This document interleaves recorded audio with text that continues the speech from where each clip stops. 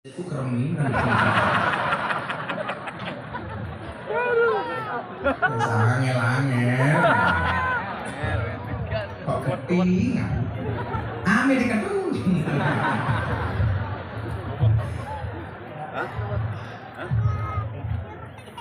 Oh, bubar pengajiannya. Sampai jam berapa pengajiannya? Hah? Jam 1. Kue nang hahaha. Infak saya. Saudara Nabi Muhammad.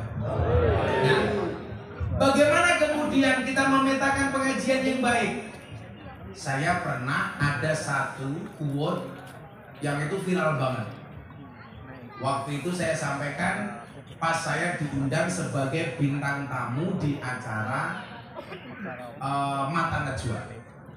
Yang pertama, saya bilang orang yang salah pergaulan itu lebih gampang dinasehati daripada yang salah milih pengajian.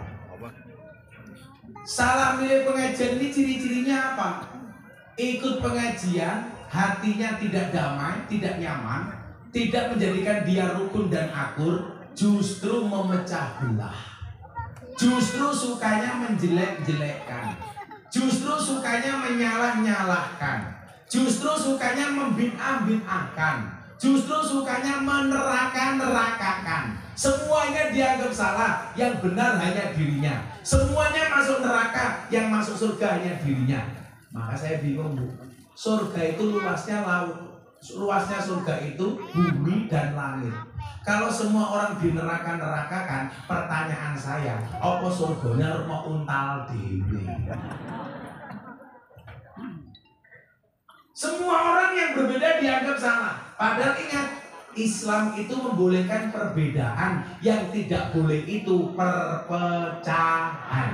Maka ayatnya apa? Ditulis di dalam lambangnya orang NU. Wa'tasimu bihablillahi jami'an wa la tafarraqu. Kita tuh berbeda boleh kok. Contoh, ibu-ibu pakai hitam, saya pakai belangkon kayak Sutata. Kenapa Sutata pakai belangkon? Dia melu-melu inyo. Tapi lucu temen, masa belangkonnya kalau dasnya gede das.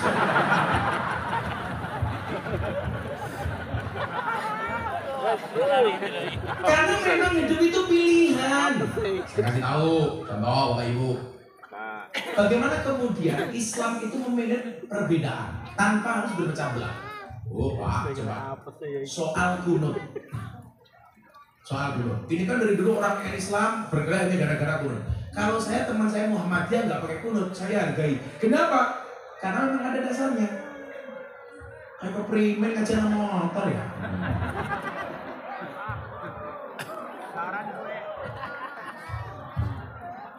Nah, Bapak pulang ke Blermising. Nah, tak kasih tahu nih, supaya Anda lebih legowo memahami perbedaan. Kalau dulu kan orang NU dan Muhammadiyah bergerak hanya gara-gara kunut. NU pakai kunut, Muhammadiyah nggak pakai kunut. Tapi alhamdulillah sekarang orang Tangerang sudah tidak lagi bergerak gara-gara kunut. Kenapa? Karena baik orang NU maupun Muhammadiyah di Tangerang sudah jarang yang sholat subuh. Subuh ada setengah itu, usulnya tambah usuli fardu subuhi kawanan lillahi. Kita akan tahu. Imam tadi ada 4. Imam 4 itu soal kunut terbagi 2. Imam Syafi'i dan Maliki, ini yang berdiri ini, kunutan. Hambali dan Hanafi enggak kunutan. Satu ketika santrinya Imam Hambali bilang, Pak Kiai, saya kemarin subuhan, imamnya pakai kunut. Sementara saya pengikut Anda nggak pakai kunut. Apa yang harus saya lakukan? Dijawab oleh Imam Hambali, namanya makmum ikut imam. Kalau imamnya kunut ya kamu mengaminkan. Kalau sekarang enggak, dia nggak pakai kunut, imamnya pakai kunut. Nggak mungkin. Imamnya Allahumma hdina fi man hadait, makmumnya nggak mau. Wa hdina fi man afait, matamu. Hanya gara-gara kunut sholat subuh bubar. Coba kalau ada perbedaan, Bu, boleh saya berdiri? Ibu-ibu lebih suka saya duduk apa berdiri? Ibu itulah perempuan. Di mana-mana suka yang berdiri.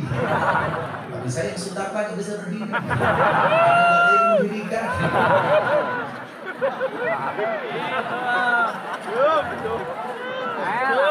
Boleh berdiri, Bu?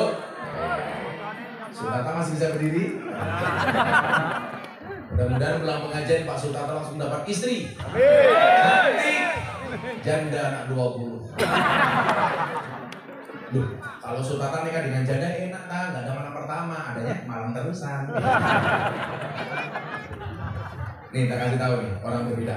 Bu, takbiratul ihram mengangkat tangan tuh hukumnya sunnah apa wajib? Sunnah! Bro! Sunnah yuk. Jadi angkat tangannya itu sunnah. Karena sunnahnya bagaimana? Sunnahnya itu sejajar dengan pundak atau tempelkan telinga, hadapnya ke kiblat, tangannya rapat. Allahu Akbar. Karena sunnah, banyak orang takbir bentuknya macam-macam. Sebenarnya ini, Allah. Ada. Saya kemarin lihat di Madinah. Sholli.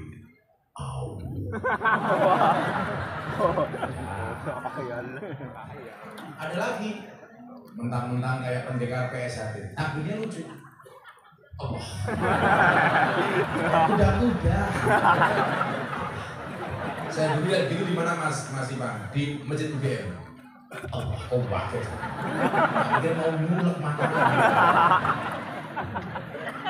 Ada lagi yang kayak negat bis kota. Au. Pernah lihat? Ini. Sedekap di dalam sholat hukumnya apa? Sunnah, nggak wajib. Sunnahnya bagaimana? Di bawah dada, di atas pusat, tangan kanan menggenggam tangan kiri. Allahu Akbar. Tapi coba dilihat, bentuknya macam-macam. Karena Islam itu fleksibel. Ada sholat subuh kedinginan. Allahu Akbar. Ada nggak? Ada yang bulan puasa otaknya sakit. Allah. Ada nggak? Ada yang terlalu tinggi. Allahu Akbar. Urung bayar SPP anak. Ada lagi yang sakit banget. Allahu Akbar. Belum burung.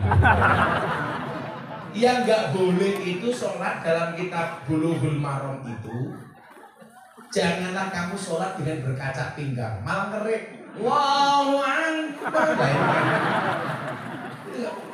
Mau begini, mau sunnah kok, nggak wajib. Ya lagi, apa yang sering memunculkan perbedaan? Tahiyat. Tahiyat itu imam 4 beda-beda, bro. Imam Syafi'i, bagaimana cara tahiyat? Asyhadu alla ilaha illallah sampai fil alamina innaka hamidum majid. Assalamualaikum. Assalamualaikum Syafi'i. Hanafi, asyhadu alla ilaha illallah. La nafi Allah isbat. Berdiri cuma sekali tok, udah gak berdiri lagi. Jangan bilang impoten tak aja. La ilaha illallah. Imam Hambali, kalau ketemu kalimat Allah gini-gini. At-tahiyatul mubarakatuh shalawatu thayyibatulillah. Assalamualaikum ayyuhan nabi wa rahmatullah. Assalamualaikum wa ibadillah. Asyhadu an la ilaha illallah wa anna Muhammad rasulullah. Jadi kalau ketemu kalimat Allah, towing. Tambah. Kalau Maliki beda lagi, dari awal sampai akhir gerak gak berhenti. At-tahiyatul mubarakatuh shalawatu thayyibatulillah. Assalamualaikum ayyuhan nabi. Gus minta pakai mana? Saya pakai Syafi'i. Asyhadu an la ilaha illallah. Tapi Anda yang pakai Hanafi, asyhadu an la ilaha illallah boleh. Pakai Hambali, towing. Pakai Maliki, boleh. Jadi mau begini boleh, begini boleh, begini boleh, begini boleh. Ya nggak boleh begini.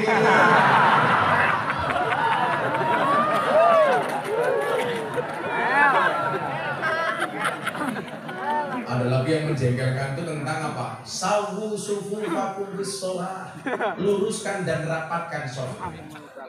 Meluruskan dan merapatkan itu bukan berarti nginjak kaki temannya. Sombong. Saya pernah begini di Turki. Aku ini Turki mana? Aku kenapa ya? Mesti datang cuma koreng. Yang lucu ada kiai desa. Kiai di desa punya anak rambutnya keriting. Anaknya pergi ke kota, begitu pulang rambutnya lurus. Bapaknya tanya, "Dona, kok rambut kamu jadi kayak gitu, diapain?" "Oh Pak, ini saya rebonding." Bapaknya imam masjid desa. Rebonding itu apa? Diluruskan. Oh, rebonding itu artinya diluruskan. Begitu sholat Jumat, mengimami, tengok ke belakang. Tolong softnya di rebonding.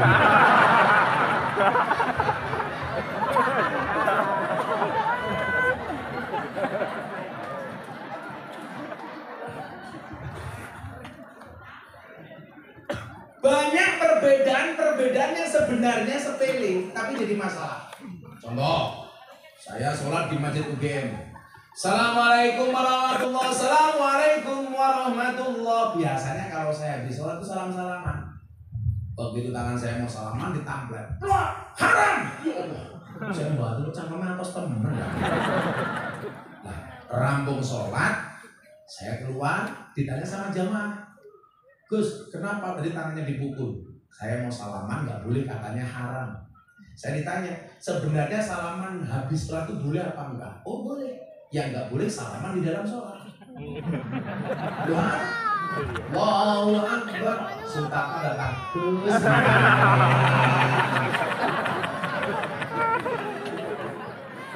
Ada dalilnya? Oh ada.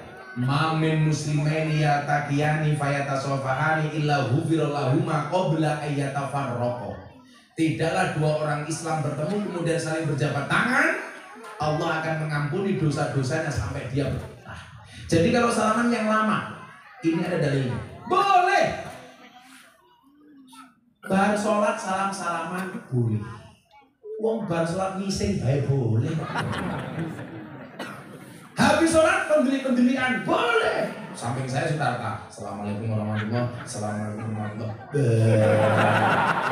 Kan rampung sholat. Boleh. Betul Bu? Lucunya apa? Habis sholat salam-salaman nggak boleh. Habis sholat wirid berjamaah dimasalahkan. Tapi orang yang mempermasalahkan habis sholat menghidupkan HP. Pertanyaan saya, adakah dalil setelah sholat menghidupkan HP? Orang cowok, orang nah, yang menjadi persoalan itu apa? Kita tidak bisa menerima perbedaan, sehingga setiap orang yang berbeda dianggap musuh. Contoh, tahun 2021 Gus Miftah ceramah di Gereja Penjaringan Jakarta Utara. Begitu pulang langsung orang-orang nggak terima. "Miftah kafir ceramah di gereja." Jawaban saya apa? "Kafir." Nggak masalah, syahadat lagi.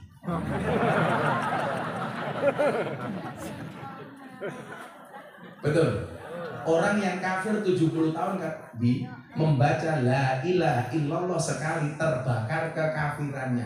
Tiap hari saya tampil kok dibilang kafir, dolanmu kurang ngadon, turumu kurang bengi, koncomu kurang kopimu kurang kental.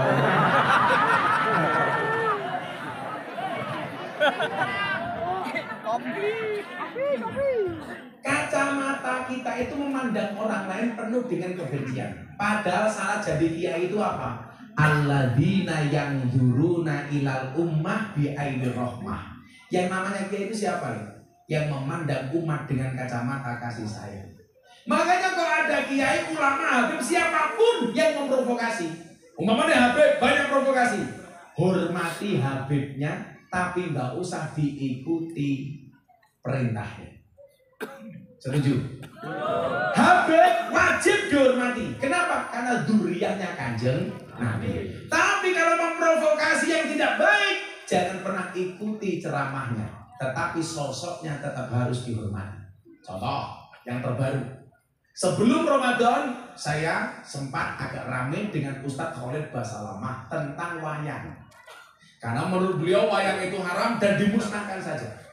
Saya nggak terima, oh nggak bisa, itu bagian dari budaya untuk dakwah. Saya ramai di medsos, saya dibully, 2 blok, komentarnya puluhan ribu. Gus Miftah sakit hati? Tidak. Kenapa? Karena komentarnya tidak pernah saya baca. Kemarin saya pas wukuf di Arafah, saya ketemu Ustadz Khalid Basalamah. Saya lihat dari kejauhan ada Ustadz Khalid Basalamah. Saya datangi, saya rangkul, saya cipika-cipiki. Kenapa? Saya punya prinsip, boleh berbeda pendapat tanpa harus mengurangi rasa hormat.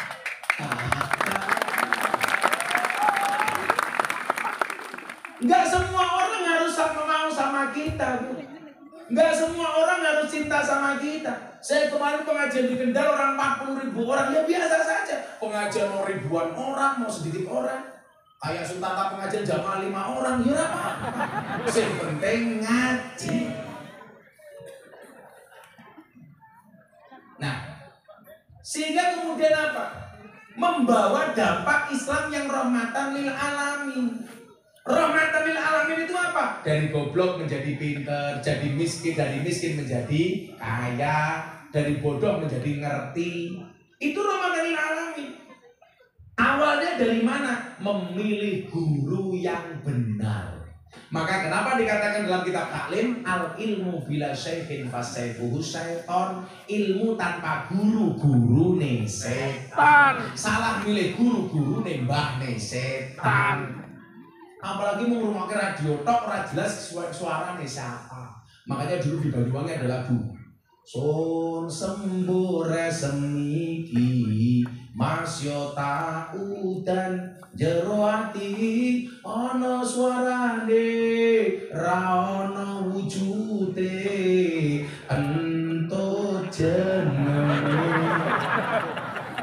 Berarti kalau ngaji gurunya nggak jelas, gurune entut. Kalau gurunya entut berarti mondoknya di mana? Al-Ma'adus Salafiyah As-Silitiyah.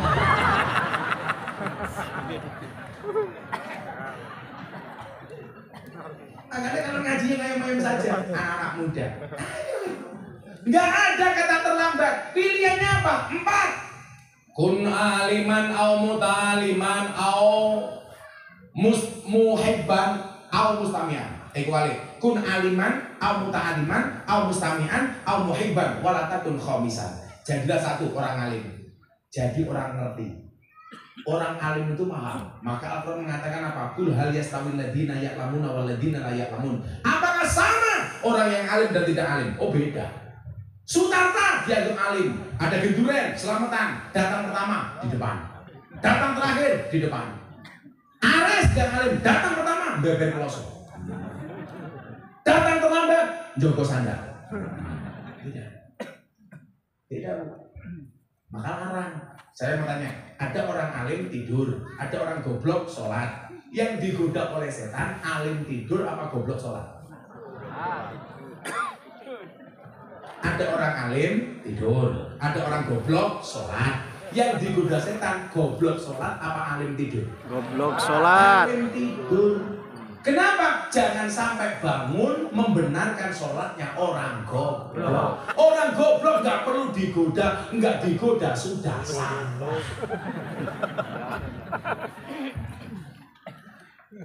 Kalau kita nggak bisa alim, ta'aliman, jadilah orang yang belajar kepada orang alim. Disupport. Oh, ini pengajaran dari orang alim. Ayo, urunan ada 3. Mangkana lahu ilmun faliyatasaddaq bi ilmihi. Yang punya ilmu sedekah dengan ilmunya, mulang. Wa mangkana lahu malun, yang punya harta, faliyatasaddaq bi malihi, sedekah dengan hartanya, nyumbang. Wa mangkana lahu quwwatun, yang punya tenaga, faliyatasaddaq bi quwwatihi, rewang. Bangsa rewang, biasa rewang, semuanya rewang. Yang punya ilmu, mulang. Punya harta, nyumbang. Punya tenaga, rewang. Jangan jadi yang keempat. Wes orang mulang, orang nyumbang, orang rewang, cangkem cerewet. Siapa? Jilbab itu.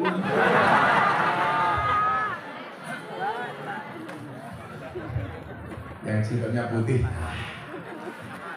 Parah.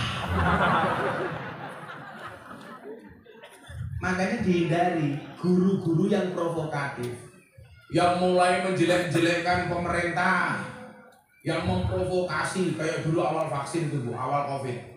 Ada Covid minta vaksin, ada vaksin minta sertifikasi halal, ada halal Pak Presiden minta disuntik pertama kali, Presiden mau minta di live TV. Begitu live TV katanya editan. Semuanya salah, tapi lucunya begitu bagi-bagi sembako antri duluan. Wongnya tak koi. Cuma lebih, cibaknya ya apa? Dan lucunya orang Indonesia itu masih paham. Ada bantuan orang miskin, semua orang mengaku miskin. Ada bantuan untuk UMKM, semua orang mengaku pengusaha kecil. Makanya saya usul kepada Presiden, tolong besok ada bantuan untuk orang gila. Pertanyaannya, apakah Anda ikut-ikutan mengaku gila? Alhamdulillah, Covid sudah mulai hilang. Amin. Covid di Indonesia itu mencetak sejarah. Muncul varian Alpha, langka masker. Muncul Delta, langka oksigen. Muncul Omikron, langka minyak goreng. Tapi sekarang sudah nyaman. Amin. Masih pakai masker keren. Walaupun saya tahu Anda pakai masker bukan karena takut Covid, tapi merongos.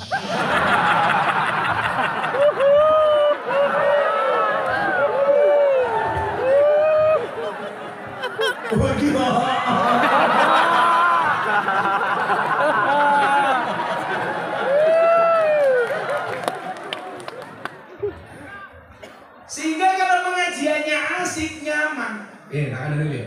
Ada yang bertanya sama Gusta begini, Gus, kenapa sih kok pengajiannya Gusta asik, nyaman, dibuat guyon? Ada Abu Hasan As-Sadili, pendiri Torekot As-Sadiliyah.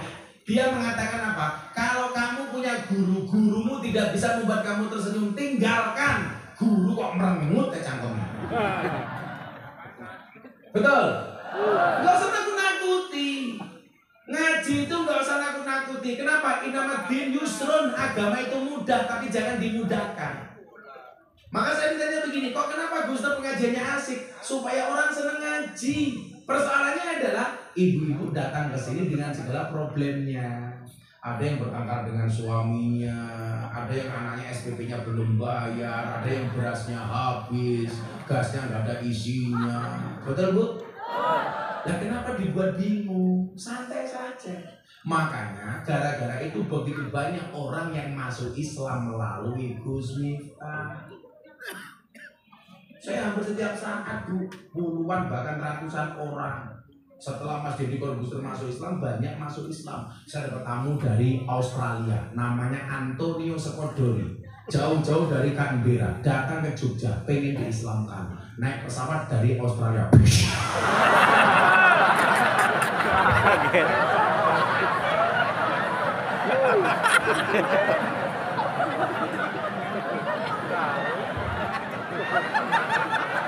Kamu ya lucu, kaget kok yang dipegang mulutnya.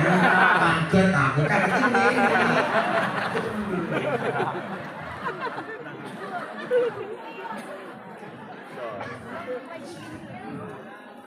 Dia datang dari Australia bilang apa sama saya? Bro, I will to be Muslim. Saya pengen jadi orang Islam. Saya bilang, kenapa kamu pengen jadi orang Islam jauh-jauh datang ke Jogja? Kan di Australia banyak kiai dan ulama, banyak ustaz. Enggak, kalau saya pengen masuk Islam harus sama Gus Miftah. Kenapa? Because your Islam is enjoy, relax, and happy. Karena Islam Anda itu enjoy, relax, dan menyenangkan. Makanya saya bilang sama Deddy Corbuzier, saya bilang apa, Bu? Daddy itu kan mampu menumbuhkan motivasi untuk orang lain, tapi tidak mampu menumbuhkan rambutnya sendiri. Dan Deddy Corbuzier apa-apa bisa, nggak bisa cuma satu, nyisir rambut. Waktu itu saya bilang begini sama dia, bro, orang non-Islam itu tidak melihat Quranmu, tidak membaca hadismu, tetapi membaca akhlak dan perbuatanmu. Artinya apa? Kalau kamu ingin menunjukkan Islam itu baik, gampang, tunjukkanlah dengan akhlak dan perbuatan. Udah kemauan, saya nggak beritahu. Nah ternyata orang-orang luar negeri yang masuk Islam dengan saya itu ada dari Australia. Dulu setelah saya ceramah di gereja itu satu keluarga dari Belanda, satu keluarga dari Amerika, ada yang dari Jerman, ada yang dari Iran, ada yang dari Jepang. Itu rata-rata apa? Mereka melihat Islamnya Gus Miftah itu asik. Menyenangkan. Saya ada tamu dari Islandia, namanya Audur Linda, usianya 20 tahun, cewek cantik, SD, semok depan, semok belakang. Kalau yang dicari sama Sutata ini adalah cewek yang model STNK, setengah tua nih kewer-kewer.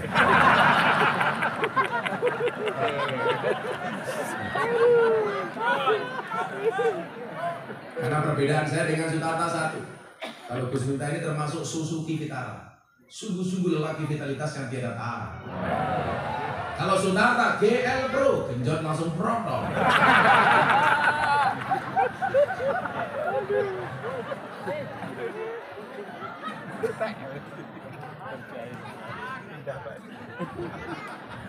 Nah, menyampaikan dakwah yang menyenangkan itu menjadi wasilah bagi orang untuk mengenal Islam. Akhirnya apa, Bu?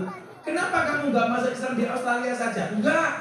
Saya melihat Islam Anda itu asik. Akhirnya saya sadarkan, Bu, Antonio Scott Dori, malah kayak asin tapi Dori. Lucu masih Pak, begitu rampung sadat minta makan, dikasih makan Indonesia nggak bisa makan. Istri saya jengkel, masak sayur rebung. Tahu Bung? Begitu makan Bung malah cangkeme doyan. Lah takon sama saya begini, what is this? Ini apa? Saya bingung, Bung itu bahasa Inggrisnya. Akhirnya saya jawab, this is a bung. Dia tanya lagi, what is the meaning of bung? Bung itu apa? Tak jawab, bung is the young bamboo. Bung adalah bambu muda. Langsung dia teriak, amazing, dahsyat. Kenapa mister? Saya tanya, bambu muda saja enaknya kayak gini, apalagi yang tua.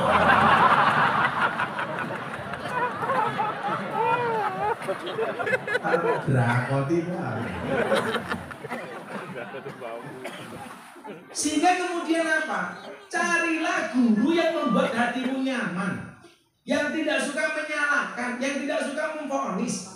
Kan sekarang aneh.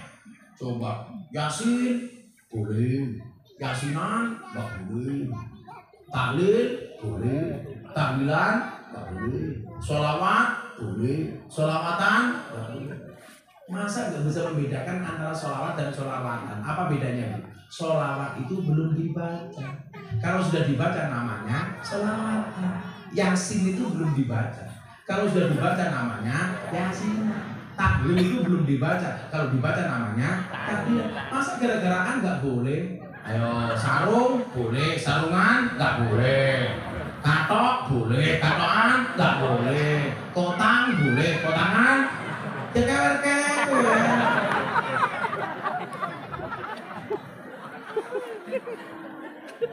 Pemahamannya kan begitu, Pak. Dulu saya juga sering dihina begini Mas Pak. Orang-orang kayak kiai-kiai NU itu kalau ngaji jarang baca kitab, jarang baca Quran, jarang baca hadis. Beda dengan kamu. Saatnya kembali kepada Al-Quran, saatnya kembali kepada Al-Hadis.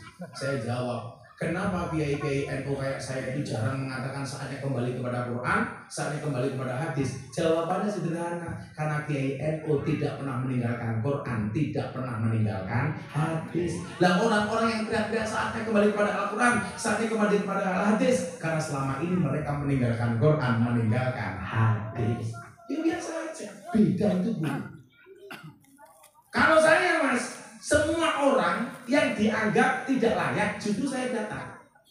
Itulah bedanya orang optimis dengan orang pesimis. Orang optimis itu melihat peluang dalam masalah. Orang pesimis melihat masalah dalam peluang. Dulu gak ada yang berani masuk klub malam, saya datang. Diancam, gak masalah, ada peluang. Sehingga kemudian anak-anak nakal ketemu saya nyaman Bu. Saya malam-malam jam 2 di Malioboro saya datang. Anak-anak mabuk. Oh no Gus Miftah, mau boleh mabuknya kurang Gus. Buat tambahi, oke, tak tambahi. Tapi syaratnya satu. Apa Gus? Nanti subuh kamu ikut sholat sama saya. Oke, akhirnya sholat. Begitu rampung, begitu mabuk rumah dan subuh. Allahu Akbar, Allahu Akbar. Ayo janjinya apa? Pakai mabuk, tapi sholat, tambahi. Oke Gus, sholat. Terus wudu wong mabuk kok wudu. Tapi saya sadar. Allahu Akbar. Yang mabuk di belakang saya.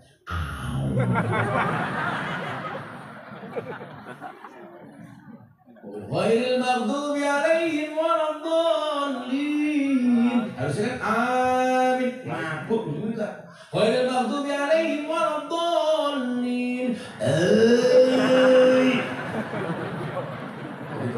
Assalamualaikum warahmatullah. Assalamualaikum warahmatullah. Micek kabeh.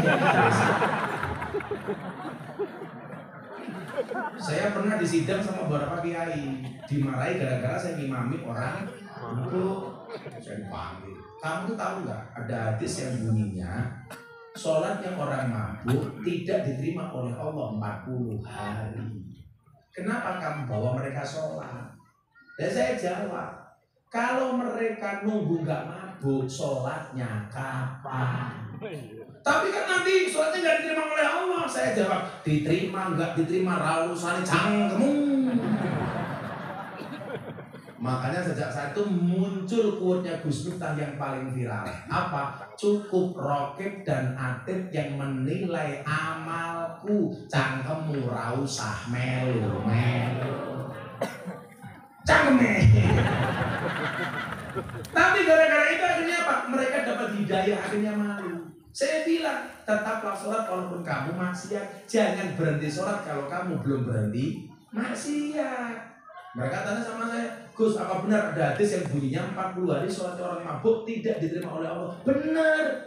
Terus bagaimana dengan kami? Saya jawab, persoalannya itu hadisnya orang normal, kamu abnormal. Kamu nunggu gak mabuk sholatnya kapan?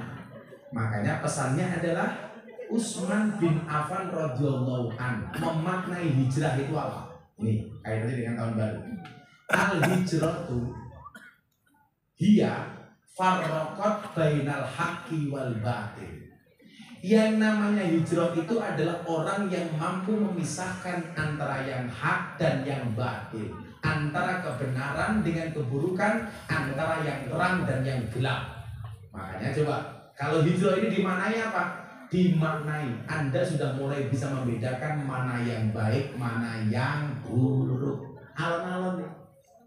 Yang namanya soleh itu siapa? Orang soleh adalah orang yang mampu mensolehkan orang lain. Orang baik itu siapa? Orang yang mampu membaikkan orang lain. Maka saya selalu bilang, kalau kamu duduk dengan ahli maksiat, jangan pernah bicarakan masa lalunya, tapi temani dia untuk merangkai hidupnya yang lebih baik. Lah ono wong elek, yo aja mau elek-elek, tapi jangan nape.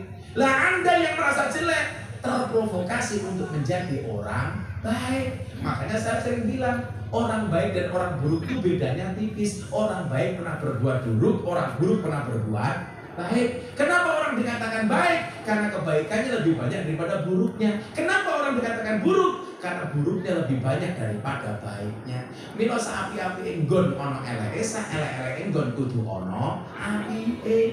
Saya bikin masjid pasang beduk, diprotes sama pendeta. Gus, kenapa masjid ini dipasang beduk? Buat dipasang piano kayak di gereja. Saya bilang, Pak pendeta lucu, masjid kok dipasang piano, sandal hilang. Apalagi piano. Makanya tak pasang beduk. Harap maling untalen beduknya. Itu dimasalahkan. Ciri-ciri masjid bid'ah, ciri-ciri masjid sunnah. Masjid bid'ah ada beduknya. Ya Allah, beduk kok mau bid'ah-bid'ah. Alasannya apa?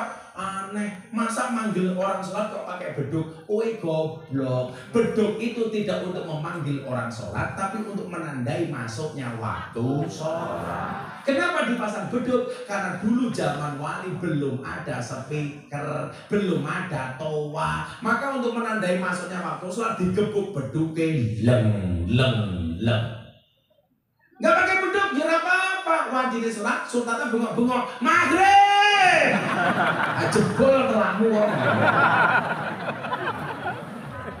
Dulu ada lagi masih Pak, saya baca di medsos lucu. Ciri-ciri masjid bid'ah. Masjid banyak kaligrafinya, masjid sunnah tidak ada kaligrafinya. Goblok, gue berarti nggak pernah masuk masjid Nabawi. Masjid Nabawi itu penuh dengan kaligrafi. Oh, masjid bid'ah itu masjid yang di dekatnya ada kuburan. Wih, goblok meneh, Kanjeng Nabi makam ning jero masjid. Hadulanmu kurang aja, Cuk. Makanya prinsipnya begini ya, kita boleh berbeda pendapat dengan siapapun, tapi tolong jangan kemudian menghilangkan rasa hormat. Tapi pesan saya satu, kalau sudah ada ulama, habib, kiai, siapapun memprovokasi untuk membenci negara, tidak mengakui Pancasila sebagai ideologi, tidak mau menjadikan NKRI harga mati, kiai, habib, siapapun itu, jangan pernah untuk diikuti. Kalau sampai dia mempermasalahkan hormat merah putih itu haram, tidak boleh menyanyikan lagu Indonesia Raya dan lain sebagainya, ini berarti buhot melawan kepada negara. Anda boleh berbeda pendapat, tapi jangan mengosak ngasih ideologi negara. Gini apa mbak? Saya dulu ada di tag akun Instagram, awas hati-hati lagu musyrik. Ya Allah, apa? Setahu saya lagu musyrik itu adalah kita selawatan nggak diiringi musyrik. Nah itu musyrik. Lagu goblok nggak diiringi sama mbak. Ternyata yang dimaksud lagu musyrik itu apa mas? Lagu Padamu Negeri. Alasannya apa? Bertentangan dengan firman Allah, inna sholati wa nusuki wa mahyaya wa mamati lillahi rabbil alamin. Ini namanya jaga sembung bawa golok nggak nyambung loh. Jaga sembung makan sego pincuk nggak nyambung. Kok ndelok cok ndelok aku. Padamu Negeri itu menandakan cinta kita kepada negara, bukan berarti menyembah negara. Sama halnya kita hormat kepada merah putih, itu takdiman, bukan menyembah tapi hormat. Ya boleh-boleh saja kok. Bahkan orang Jawa dipermasalahkan sungkem karo bojone nggak boleh. Ya bojo-bojone dewe yang nggak boleh sungkem itu Sutarta. Nah sungkem sama siapa? Jomblo.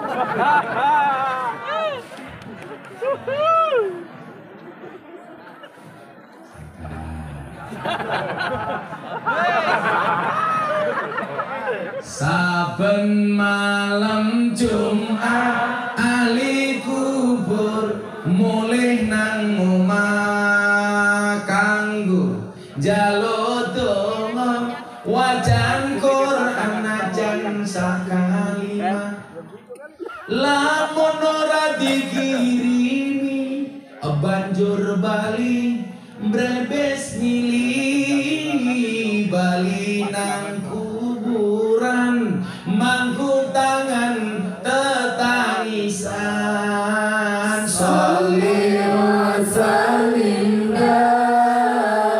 iman ala mada sholli wa sallim iman ala mada wal ali wal azhar biman qabahada wal ali wal azhar biman qabahada kebaca temenan ger anak turunku kowe ora wirang podo mangan tinggalanku lamun aku bisa bali ning alam donya bakal taring kesi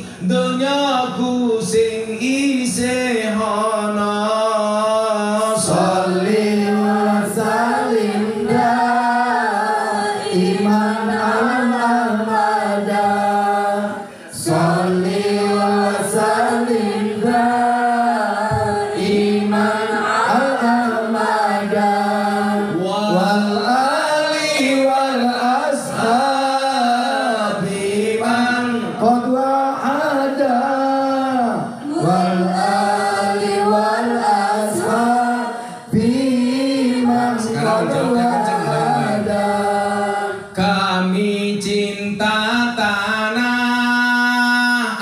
air Indonesia, kami bangga jadi bangsa Indonesia.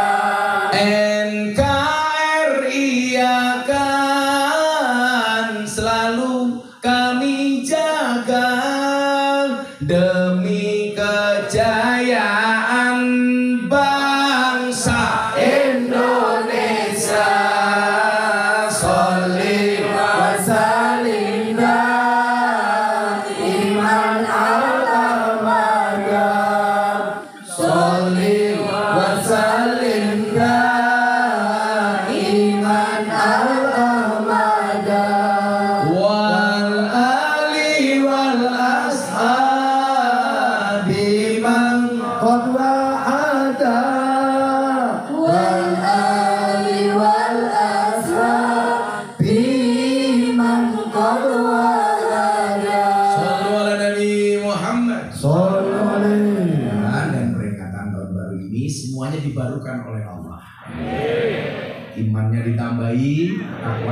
ditambahi, rezekinya ditambahi.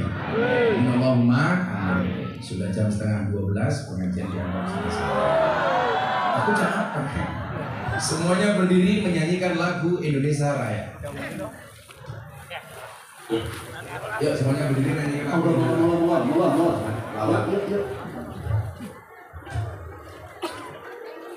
Ya, tunjukkan rasa cintamu, merah putihmu untuk Indonesia.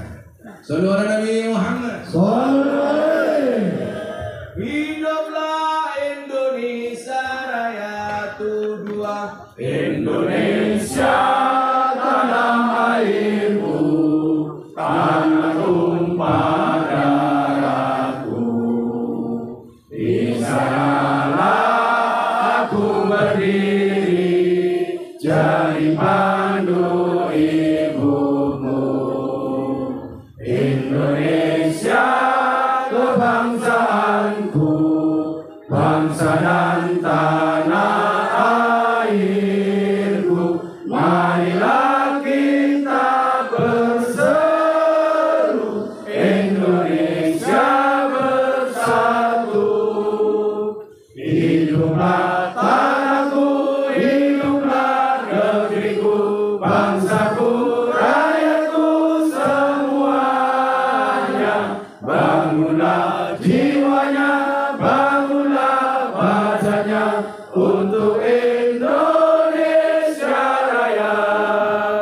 Indonesia Raya, merdeka, merdeka, tanahku, negeriku yang ku cinta. Indonesia Raya, merdeka, merdeka, hiduplah Indonesia Raya. Indonesia Raya, merdeka, merdeka, tanahku, negeriku yang ku cinta. Indonesia Raya, merdeka, merdeka, hiduplah Indonesia Raya. Merdeka! Merdeka! Nabi Muhammad. Sallallahu alaihi Hasbi Rabbi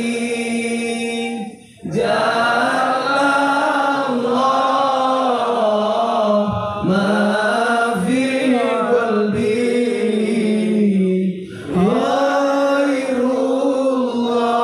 Khairullah Nur Muhammad Sallallahu La